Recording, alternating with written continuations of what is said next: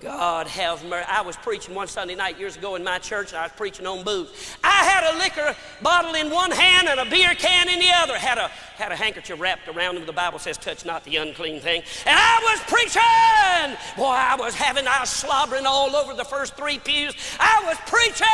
And in the middle of my sermon, I called all the children down. I said, everybody 6th grade and down, come down. Here they came like a herd of turtles. You could just see the crowd.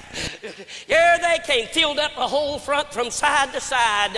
And I had a trash can up there, and I was preaching on booze and looking at those children and preaching on booze. And I took that liquor bottle, and I said, don't you ever put your mouth to a liquor bottle or a beer can. And I said, this stuff's out of the pit of hell. And I slammed it down that trash can.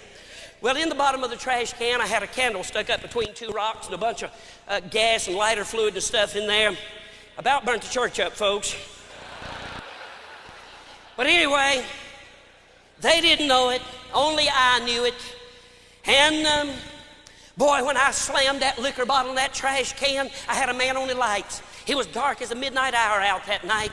And a man on the master switch, and when I slammed that liquor bottle in that trash can, he threw the lights off, and it went black in that place, and the fire shot up out of that trash can like a roaring inferno. Woo! Scared me. Woo! I mean, a great line of fire.